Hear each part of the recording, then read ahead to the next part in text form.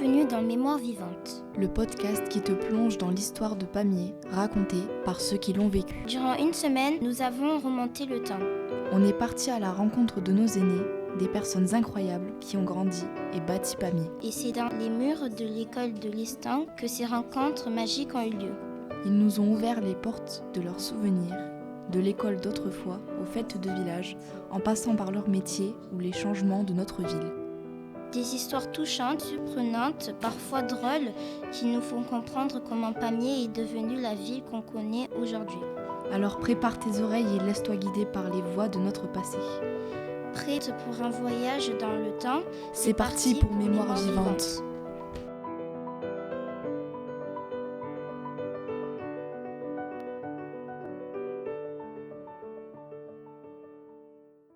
Bon, alors je m'appelle Vidal Michel, j'ai 79 ans. J'habite à Périès-le-Vieux, sur la route de Belpèche. Monsieur Durigon Roger, j'habite à Pamiers. Eliane, 77 ans et demi. Michel Suard, je suis né en 1944, donc j'ai 81 ans. Janine Lavigne, j'ai 69 ans. Je suis née juste dans la rue d'à côté, la rue d'Aignan. Et Claudie. Comment se passait l'école avant ? Bon, les changements, je ne peux pas dire qu'il y ait beaucoup de changements. Bon, on voit ce qui se passe actuellement et ce qu'il y avait à l'époque. Bon, les classes, c'était des classes normales, on était 25 par classe. On avait tous les soirs des devoirs et puis il y avait le respect de l'instituteur, qu'on était là en train toujours de l'écouter et sans faire de bruit et sans faire du chahut. Je suis enseignante à la retraite. Il n'y a pas tellement de différence, si ce n'est le comportement des élèves. Il faut se remettre dans le contexte de l'époque, sens de l'obéissance. Et le rapport avec l'adulte était différent du rapport actuel qu'ont les jeunes avec nous. Et il y avait toujours de la bienveillance, entre guillemets. Il fallait quand même marcher droit. Télévision, des moyens plus modernes qui ont peut-être permis à ces jeunes de s'exprimer plus facilement que nous à cette époque-là. On avait commencé à la maternelle, à 5 ans, jusqu'au primaire, au certificat d'études. Mais après, on allait dans les collèges. Oui, à l'époque, on passait le certificat d'études. Et on rentrait après en 6e, 5e, 4e, 3e. Et à quoi vous jouiez à l'école ou en dehors de l'école ? Alors, à l'école, il y avait un jeu très bête. À cette époque-là, il y avait de grands arbres, de grands platanes. Alors, on enlevait les écorces, on donnait à la copine l'écorce et on lui demandait de retrouver où était la fameuse écorce. Sinon, qu'est-ce qu'on avait ? On avait les billes, on avait la corde à sauter. À la marelle, même là, au jeu de cartes. Bataille. Après la pelote, plus grande. Ils se retrouvaient où les jeunes pour s'amuser, se rencontrer ou... Oh, il faut l'attendre d'avoir peut-être dans l'âge de 15 ans par là. Quand on commençait à sortir, soit en vélo, pour certains qui avaient une mobilette. Oui, à ce moment, il y avait les fêtes. Il y avait les fêtes locales, ça c'était tout l'été qu'on était comme ça. Disons qu'à l'époque, j'attendais toujours la place de la République qui était quand même le lieu de rassemblement. Ensuite, après, il y avait tous les quartiers où il y avait différentes places, comme ici Pamiers à l'Estang avec l'esplanade de Mienne, qui était quand même une place qui était une des plus importantes de l'Ariège. Donc c'était quand même là le lieu de rassemblement de beaucoup de personnes. Ou en famille, ou alors on allait chez les grands-parents, ou alors entre voisins. Ici sur Pamiers, on se retrouvait, et puis à d'autres dans les petits villages aux alentours aussi, suivant ce que l'on faisait. Est-ce que vous aviez d'autres moyens de communication que l'oral ? On s'écrivait beaucoup, on s'envoyait des petits mots, on s'envoyait des lettres. Oui, c'était... Bon, toujours pareil, quand papa et maman voulaient bien payer les timbres. Que moi, j'ai connu l'époque où on n'avait pas le téléphone, où le seul téléphone était... Tu vois, là, juste en sortant en face, il y avait une épicerie qui s'appelait l'épicerie des gens. Et quand on voulait téléphoner, il fallait aller à l'épicerie téléphoner. Et souvent, quand on recevait des coups de téléphone, on les recevait à l'épicerie. Mais sinon, le téléphone, on l'a eu à la maison quand j'avais 19 ans. C'était en 74. Non, on s'écrivait des petits mots. J'avais un petit chéri à l'époque. Sa grand-mère tenait le bureau de tabac en montant la rue. Et toutes les bagues cassées. Il récupérait les perles, il me mettait ça dans une boîte d'allumettes avec vide et il m'offrait la perle dans la boîte d'allumettes. On écrivait des lettres, des cartes postales. On faisait une lettre, un courrier, ou on allait se rendre sur place. Est-ce que vous trouvez que Pamiers aussi a changé durant les décennies ? Moi, j'ai connu Pont-Neuf quand c'était le vieux quartier. Quand on allait à l'école, on passait dans ces petites rues. Et puis bon, il faut avouer que Pamiers, malheureusement, se dégrade beaucoup, quoi. On a toujours notre vision d'enfants avec des magasins partout. J'ai connu Pamiers l'ancien temps avec le Pont-Neuf, qui maintenant est tout à fait différent par rapport à ce que c'était avant. C'était des petites rues, alors que maintenant, c'est place Jean Jaurès. C'est plus accueillant maintenant que l'avant. On a abattu le quartier du Pont-Neuf. Moi, j'ai connu l'ancien quartier du Pont-Neuf avec des ruelles très étroites, des maisons très anciennes et en mauvais état. Et la démolition du Pont-Neuf a marqué les esprits à Pamiers. Moi, je l'ai vécu, cette démolition. Des rues entières, les immeubles bordant les rues ont été abattus et le quartier a été reconstruit. Et ça a été quelque chose de tout à fait positif pour l'assainissement du quartier et a été un bienfait pour les populations qui habitaient le quartier. Parce que tout d'un coup, ces gens-là se sont retrouvés dans des appartements plus confortables, plus modernes. Vous savez, dans les années 50, peu de logements dans Pamiers possédaient par exemple des toilettes à l'intérieur. Donc là, ça a été une bonne chose, une amélioration de l'habitat. Est-ce que vous pouvez nous parler de votre travail ? J'ai travaillé avec mes parents qui étaient dans une ferme, mais ensuite j'ai fait l'école d'apprentissage de bâtiment et j'ai œuvré tout le temps dans ce travail-là, dans le bâtiment. Et ensuite j'étais artisan dans la maçonnerie. Le premier, j'avais 11 ans et je remplissais les tickets pesés à la bascule. Et je gagnais 2 centimes les transactions entre les maquignons et les éleveurs, etc. Donc le ticket de bascule, c'était la preuve de la transaction, etc. Mais le problème, c'est que les discussions ne se déroulaient pas dans l'abstinence. Et donc le préposé au poids public, donc aussi, il avait droit à son verre de rouge, etc. Et alors, à un moment donné, il mélangeait les bascules et les types se retrouvaient avec un bœuf de 30 kilos et un agneau de 700. Alors, donc, ça a été mon premier travail. J'ai travaillé dans une école maternelle, une école privée à Foix. M'occuper des petits, marquer les cahiers, commencer à les apprendre à écrire, à lire. Vous avez eu un autre travail après ça ou... Non, après j'ai fait des cours agricoles pendant 3 ans, le BPA, et une année d'élevage. Alors, mon premier emploi, alors j'étais toute jeune, j'avais tout juste 16 ans, même je crois que quand j'ai commencé, j'avais pas mes 16 ans. J'ai travaillé à cette époque-là, une nouvelle galerie. On remplissait les rayons. C'était pas comme maintenant, les nouvelles galeries. C'était un grand magasin au centre de Pamiers c'était quelque chose de merveilleux. Et donc on était derrière chacune un rayon. On servait les gens qui venaient dans ce rayon. Et j'ai eu la chance, petite anecdote, de travailler au rayon bonbons. Alors, il faut savoir que tous les bonbons étaient en libre service et donc il fallait peser les bonbons. Tu remplissais des petits sachets, tu vendais au poids les bonbons. Et j'avais une tata qui était super gentille et elle venait me voir et elle m'achetait des petits paquets de bonbons. Mais dès que le paquet de bonbons était vide, alors ça, il faut surtout pas le répéter, je compte sur vous. Je piquais des bonbons dans le rayon et je remplissais mon paquet de bonbons. Et quand je me faisais attraper, je disais « Ah ben non, ils sont à moi, je les ai payés ». Et j'avais toujours un ticket de caisse. Voilà. Et sinon, j'ai travaillé, mais alors là, beaucoup plus jeune.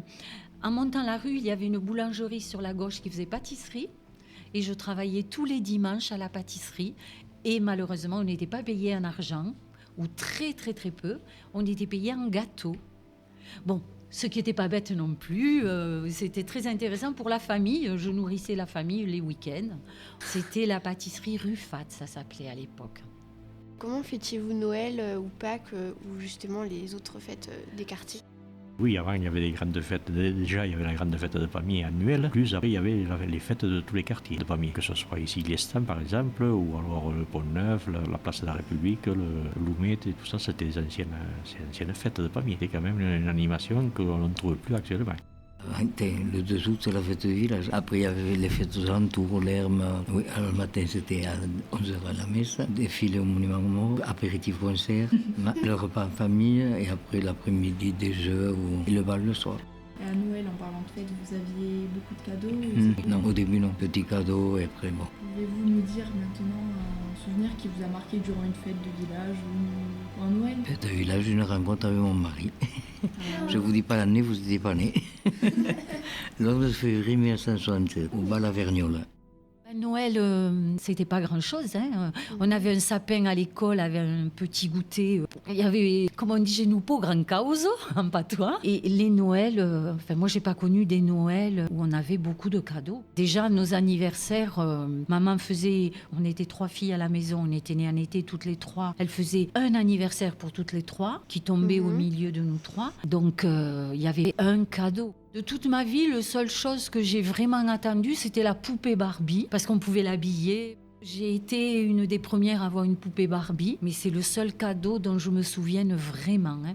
On n'a pas eu des cadeaux, on n'a pas eu de gros cadeaux. Et quant à Pâques, on allait à l'église tous les dimanches. Je pense que nous habitions une petite maison. C'était aussi un moment où papa et maman se débarrassaient un petit peu de ces 3 enfants. Le dimanche matin, c'était la messe et le dimanche après-midi, le cinéma. Tu vois, on était récompensés. On avait passé 1 heure à l'église là, à écouter des trucs qu'on ne croyait pas vraiment, mais ça nous allait, on ne pouvait pas faire autrement. Hein. Ouais, j'avais fait la grande fête de Pamiers. Ça, c'était là, pendant les 4-5 jours de fête, c'était ça avec les spectacles et tout ça. Les spectacles avec des vedettes qui venaient et qui étaient quand même elle était très réputée. À l'époque, l'ancien président, qui s'appelait M. Fleur-Singer, qui connaissait beaucoup de personnalités, qui amenait toutes les vedettes qu'on a, qui sont aujourd'hui. Certains sont décédés, mais... Et en parlant de la fête à Pamiers, avez-vous un souvenir marquant de cette fête? Il y en avait une qui m'a marqué, j'étais gamin. Mon père était allé voir, ça se passait ici à Millane, il y avait une corrida. Il y avait une corrida avec la mise à mort. Et ça m'avait frappé, des histoires de corrida. J'avais 7 ou 8 ans, J'étais venu avec mes parents voir la corrida et bon, c'est ça qui m'avait touché. Quels étaient les lieux de divertissement ou de rassemblement les plus importants de Pamiers? Dans quel lieu les gens se rassemblaient le plus Parmi les rassemblements, parmi il y avait les fêtes de quartier. Ça, il y avait un très rassemblement qui se faisait fêtes de quartier. La plus importante, c'est le quartier de Loumette. C'était la plus importante. Après, les autres fêtes, surtout des fêtes religieuses, mais c'est pas ce qui attirait le plus le monde. Moi, ce que j'ai fréquenté le plus, c'est le Rex et le Familia, qui était dans la rue Gabriel-Péry. Est-ce que vous aviez une vie associative? Vous faisiez partie d'une association?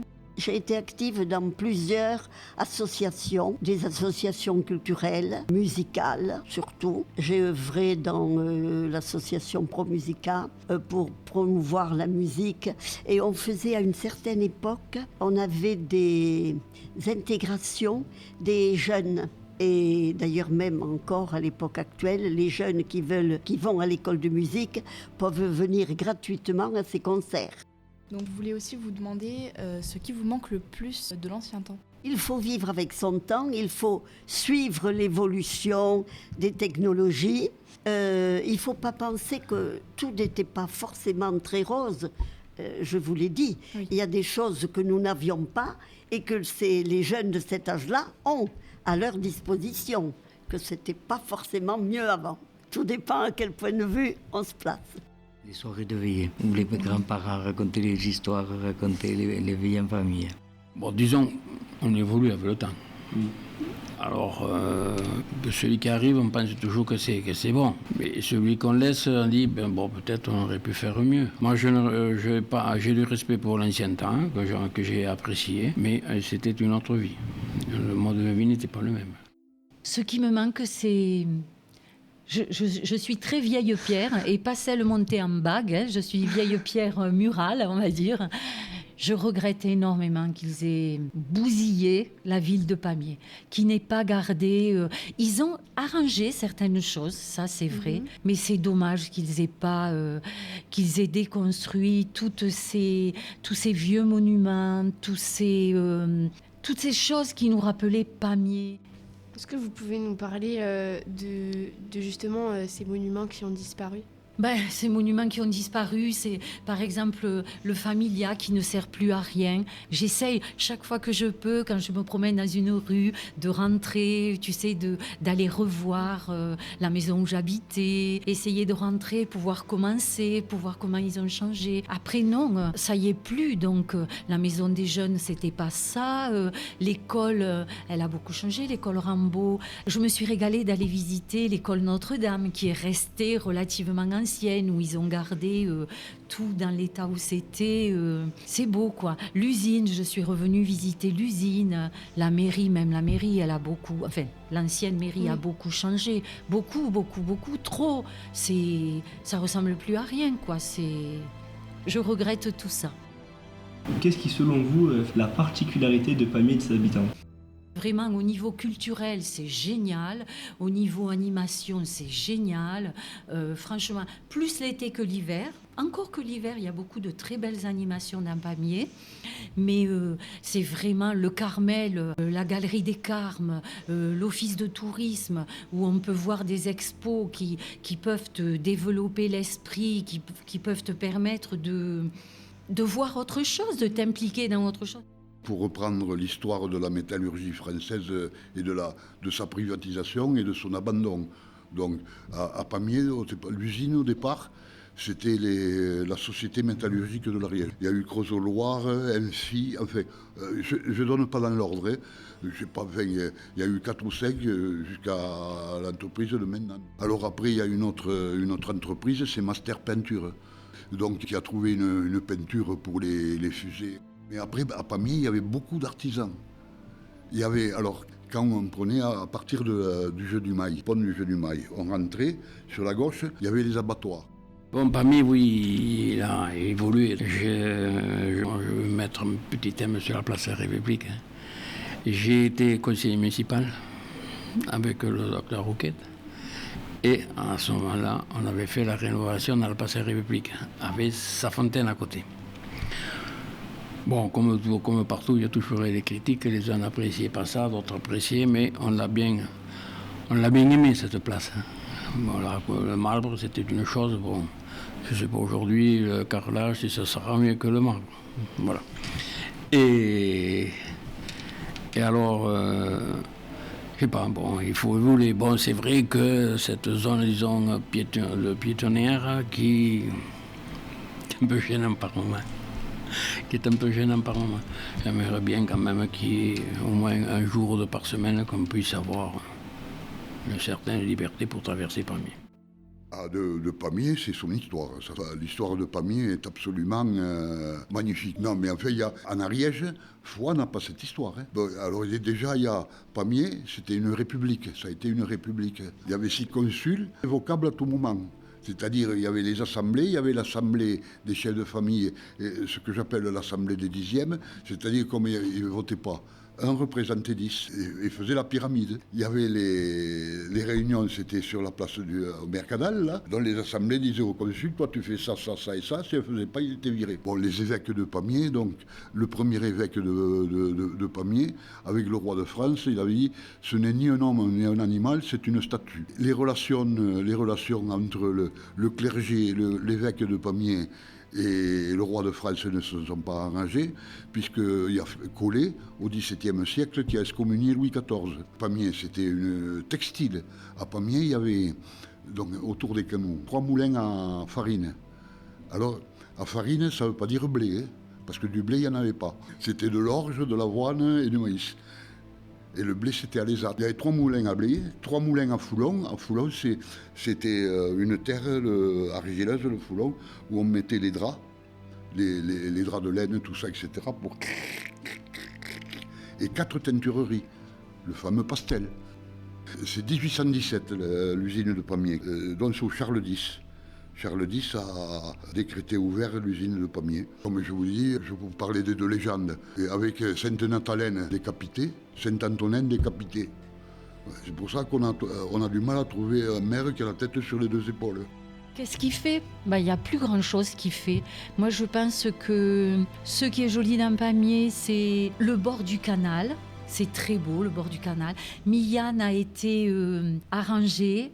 est relativement bien restaurée, je trouve, c'est pas désagréable. J'adore toujours la fontaine Sainte-Nathalène, j'adore toujours le grand escalier, parce que combien de fois on l'a descendu sur les fesses en se faisant glisser, c'était notre jeu. Millane, le calvaire a beaucoup changé. Le calvaire n'était pas comme ça. C'était pas du tout une grande voie fréquentable. C'était vraiment quelque chose de... Ça a trop changé. Je pense que ça a trop évolué, peut-être pas dans le bon sens. Si vous aviez quelque chose à dire à la jeunesse, qu'est-ce que vous leur diriez ? Ou un conseil, ce serait bien prétentieux de ma part. Les jeunes ont beaucoup d'opportunités, que ce soit pour les loisirs, etc. Conseil, je ne sais pas si je suis la bonne personne pour leur donner des conseils. En tout cas, s'il y en a un, mais il est classique. Et je le vois, je vous l'ai dit, je déjeune parfois à la cantine à Casalet. Et à ma table, j'engage la conversation avec les jeunes. Et je les encourage toujours à bien travailler en classe, de façon à se préparer la réussite aux examens. Après, les conseils, ils ont tellement de moyens modernes de s'instruire. Il y a la télévision, ils ont des contacts, ils voyagent. On a une société multiculturelle. Oui. Ils ont des contacts avec des enfants d'autres pays. Donc, donner des conseils, je crois que ça serait un peu prétentieux de ma part. Je sais pas. Je sais pas ce que je leur dirais. Profitez, amusez-vous. Ce que je dirais, c'est peut-être essayer de respecter un petit peu plus. J'ai l'impression que les jeunes actuellement, certains jeunes, manquent énormément d'éducation. J'ai l'impression que, alors je ne veux pas dire tout fout le camp, quoi. Moi, je me vois marcher dans la rue, je vois une personne âgée en face de moi, je descends du trottoir et je dis pardon. Actuellement, moi, je trouve que je suis une personne âgée, 70 ans, tu es une personne âgée. Eh bien, je marche dans la rue, mais des fois, je me dis, mais ils ne se rendent pas compte de l'âge que j'ai. Il faut qu'ils se serrent, il faut qu'ils me laissent passer. Je ferai ma révolution. Je trouve que ça manque peut-être un petit peu de... Alors, c'est un mot peut-être méchant, mais d'éducation, quoi, je dirais. C'est donner des conseils à la jeunesse. Faites ce que vous voulez. Mais c'est rabelaisien. C'est l'éducation de Rabelais. On fait ce que tu voudras, mais toujours en respectant le courage, la prudence, la justice et la tempérance. Il faut se rappeler, c'est les 4 vertus cardinales, c'est essentiel. Dans tout ce qu'on fait, on n'aurait pas besoin des écologistes, tout ça, si on avait respecté surtout la prudence. De se respecter les uns les autres. Conseil donné à la jeunesse famille, oui, bon, j'en aurais beaucoup de conseils. Parce que moi, en général, maintenant, je fréquente pas beaucoup de jeunes, je fréquente des personnes de mon âge, mais j'aimerais que les jeunes soient respectueux de tout le monde et de respecter ce qu'on a laissé à ces jeunes qui doivent quand même le maintenir, pas le détruire, hein. Peut-être qu'il faut le modifier certaines règles, mais qu'ils soient respectueux. Voilà, notre voyage dans le temps touche à sa fin pour cet épisode de Mémoire vivante. Nous espérons que vous avez apprécié de découvrir Pamiers à travers les voix de ceux qui ont vu notre ville évoluer. Ce podcast, c'est le fruit d'un super projet mené par l'Accueil Jeune, du service enfant jeunesse éducation de la ville de Pamiers. Et un grand merci aux jeunes reporters qui ont rendu tout cela possible. Lilou, Marie-Salomé, Timo, Younes, Ilias, Fatou, Adonai et Adjatou. Bravo à eux.